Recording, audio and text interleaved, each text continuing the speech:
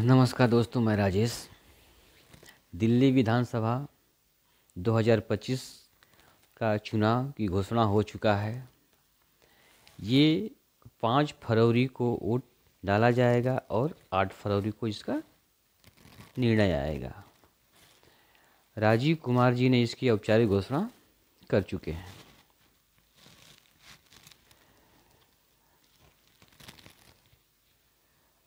राजीव जी ने बताया कि दिल्ली की 70 विधानसभा सीटों में से 12 आरक्षित हैं और बाकी 58 जनरल सीटें हैं।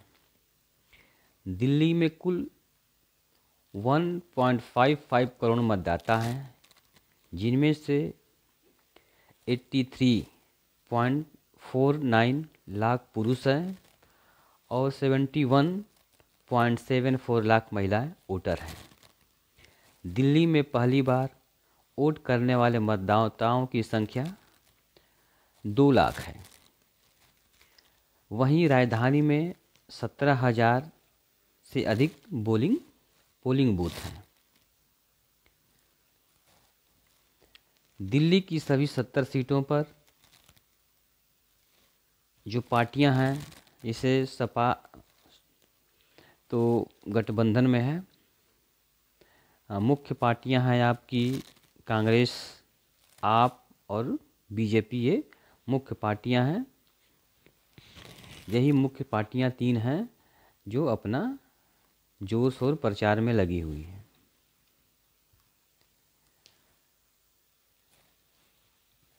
- 2014 में केंद्र में बीजेपी की सरकार जब बनी, इसके बाद से नरेंद्र मोदी के नेतृत्व में बीजेपी उन जगहों पर भी मजबूत हुई है जहां उन्हें एक समय मुकाबले में नहीं देखा जाता था।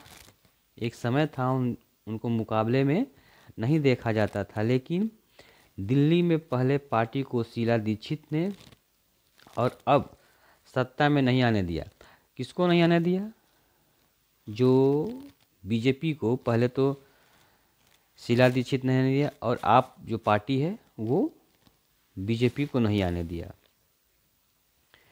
कांग्रेस ने उस आप का 2013 में साथ दिया था, जो उनके खिलाफ खड़ी हुई थी। 2013 में जो आप पार्टी उभरी थी और वो दूसरे नंबर पर आई थी, लेकिन उसमें क्या हुआ था, कांग्रेस ने उसका साथ दिया था और सरकार बनाई थी। उसके बाद कांग्रेस के वोट में गिरावट आती गई। कांग्रेस के वोट आपके खाते में चले गए, क्योंकि बीजेपी के वोट बैंक 30% से अधिक बने हुए हैं। ऐसे में कांग्रेस को अपनी खोई हुई जमीन वापस पाने के लिए आप और बीजेपी की चुनौती को पार करना होगा।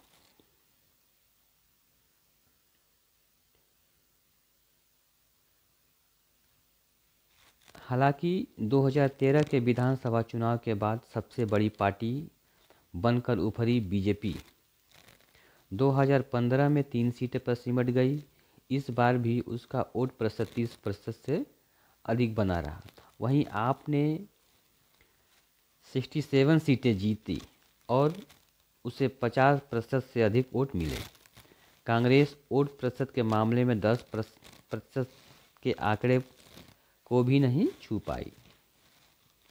साल 2020 में भी आपने 60 से अधिक सीटें 50% से ज़्यादा वोट के साथ जीती। बीजेपी के खाते में गई तो 8 सीटें ही, लेकिन उसका वोट प्रतिशत 30% बना रहा। कांग्रेस का 2015 और 2020 में दिल्ली विधानसभा चुनाव में खाता भी नहीं खुला। जो कांग्रेस पार्टी थी 2015 और 2020 में खाता नहीं खुला। लेकिन 2014 ये लोकसभा की 2014, 2019 और 2024 में जो लोकसभा का चुनाव हुआ था, वहाँ पे बीजेपी ने सातों की सातों सीटें जीती। लेकिन वहाँ पे जो चुनाव विधानसभा का चुनाव हुआ, बीजेपी का डाउन ही सीटें आई। 2013 में सीटें ज़्यादा थी बीजेपी सबसे, लेकिन जब 15 में हुआ और 20 में जो चुनाव हुआ विधानसभा की, उसमें बीजेपी की दहाई पार भी नहीं कर पाई।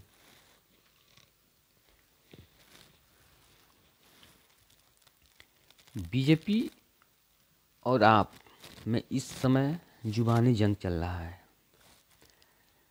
बीजेपी हर हाल में विधानसभा का चुनाव, जो दिल्ली का चुनाव है 2025, उसको जीतना चाहती है और अपना किला को मजबूत करना चाहती है। लेकिन वहीं पे आप पार्टी जो है वो अपना किला को बचाना चाहती है और जो उस पर भ्रष्टाचार के दाग लगे हैं उसको धोना चाहती है। जो शराब नीति में भ्रष्टाचार के मामले FIR दर्ज हुआ था, वो उससे केजरीवाल उससे बरी होना चाहते हैं। और उन्होंने बरी होने का एक माध्यम बताया है कि जो 2025 का चुनाव होगा, उस चुनाव में जीत हासिल हो जाएगी तो वो मान जाएंगे कि हम निर्दोष हैं। लेकिन दोष और निर्दोष जीत पर टिकी हुई है। वहीं बीजेपी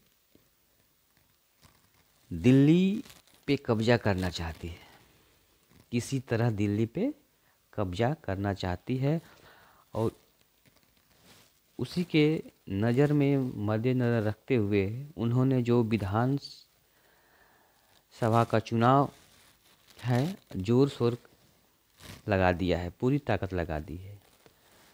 9 वर्ष की शुरुआत में ही प्रधानमंत्री जी ने एक रैली की थी जिसमें केजरीवाल की जो पार्टी है आप, उस पे और केजरीवाल पे प्रहार किया था। शीश महल के बारे में भी उन्होंने बताया। उन्होंने अन्ना हजारे का भी नाम लिया। अन्ना हजारे के रास्ते, जो उनके सहारे जो आप पार्टी मजबूत हुई, यानी आप पार्टी उस समय बनी, तो अन्ना हजारे का जो आंदोलन था उसमें आप उनका बहुत योगदान था। जो आप पार्टी बनाने में अन्ना हजारे का बहुत बड़ा योगदान था और अन्ना हजारे के प्रयास से ही एक तरफ से कहिए कि आप पार्टी तैयार हुई थी। उसमें नारा चला था, आप संघर्ष करो हम तुम्हारे साथ हैं। यानी अन्ना जी जो 2G स्पेक्ट्रम घोटाला के खिलाफ उन्होंने आंदोलन किया था और उसी में वो आप पार्टी का जन्म हुआ और आप पार्टी इसके बाद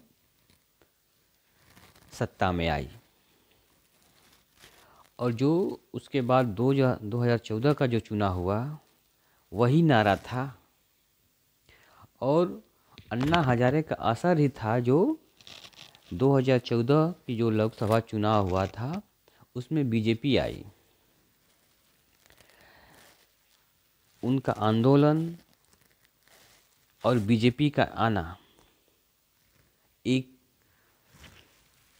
बहुत बड़ा फैक्टर था, क्योंकि अन्ना हजारे का असर उस समय था और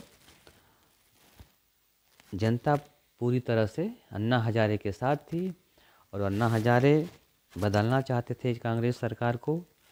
तो एक विकल्प था बीजेपी और बीजेपी सत्ता में आई। वो तो अलग बात है कि मोदी जी भी जोरों शोरों से प्रचार लगे थे, प्रचार किए और उसमें नारा दिया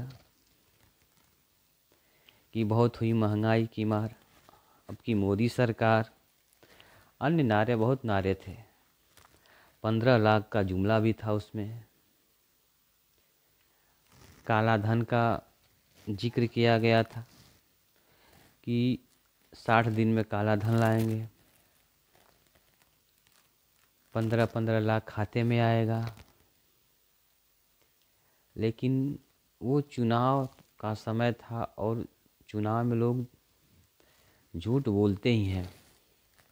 एक तरह से झूठ ही बोला गया था। न अभी तक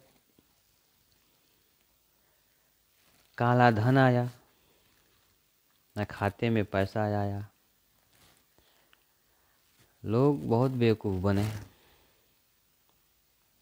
एक आशा होती है, गरीब जनता को एक आशा थी कि अगर काला धन आ जाएगा तो 15-15 लाख खाते में आएगा। लेकिन काला धन आया नहीं तो 15 लाख कहाँ से आएगा। काला धन घटने के बजाय काला धन विदेशों में बढ़ गया।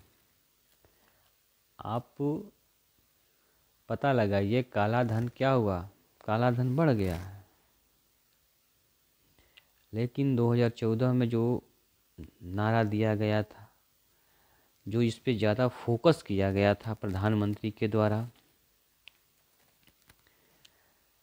उससे सरकार बदली और बीजेपी की सरकार आई। और भी तमाम नारे थे उस समय, तमाम प्रलोभन दिया गया जनता को। और प्रलोभन एक माने रखता है, मैटर रखता है उसमें। आप प्रलोभन देते हैं, जनता विश्वास करती है, आपको वोट करती है, और जब आप जीत जाते हैं तो वो चुनावी जुमला कह के हम उससे पल्ला झाड़ लेते हैं। फिर वही होता है, चुनाव आता है, फिर जुमलों का दौर शुरू होता है, जुमलेबाजी होती है। जो जितना झूठ बोल ले वो उतना जनता को अपनी ओर आकर्षित कर लेता है और जनता उसको वोट देती है और फिर वो जीत जाता है। फिर अगला चुनाव आता है, फिर अगला झूठ बोलता है, फिर जनता उसको वोट देती है, फिर जीत जाता है। यही सिलसिला चलता रहता है। जनता अपने काम में इतना व्यस्त है कि उसको पिछला चुनाव याद नहीं रहता है कि पिछले चुनाव में क्या वादा किया गया था, कितना वादा पूरा हुआ, कितना पूरा नहीं हुआ, वो सब भूल जाती है। और नया चुनाव आता है, उसमें फिर जुमला होता है और फिर वो जुमले में फंस जाती है और फिर वोट कर बैठती है।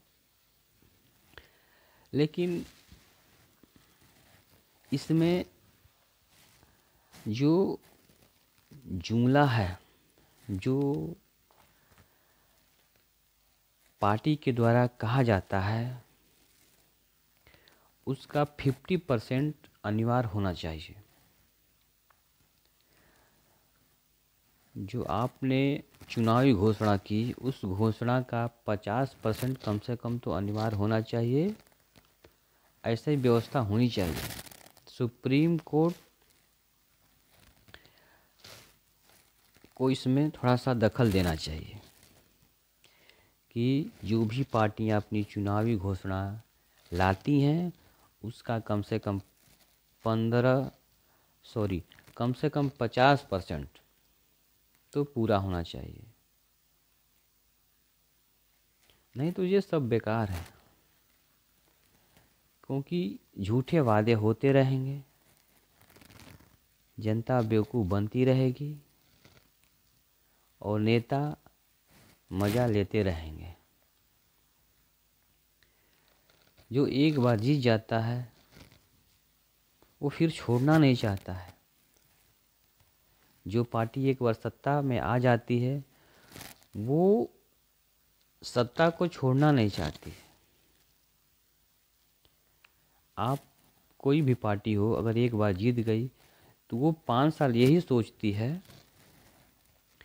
कि दोबारा उसकी सरकार कैसे बनेगी, हम क्या करें कि दोबारा फिर सत्ता में आए, कौन सा जुमला करें, कौन सा काम करें कि दोबारा सत्ता में आए। और साल भर उसी में वो वही काम करती है। किसी को अगर मान जाओ किसी को लड़ाने से, एक धर्म से दूसरे धर्म को लड़ाने से अगर वो पार्टी जीतती है तो वही काम करेगी, दूसरा काम नहीं करेगी। एक जाति से दूसरे जाति को लड़ाना, अगर उसमें उसको फ़ायदा है तो वो काम करेगी। तो एक बार सरकार बनने के बाद वो 5 साल वही काम करेगी, जिससे कि उसको वोट मिले दोबारा। वो लोगों की भलाई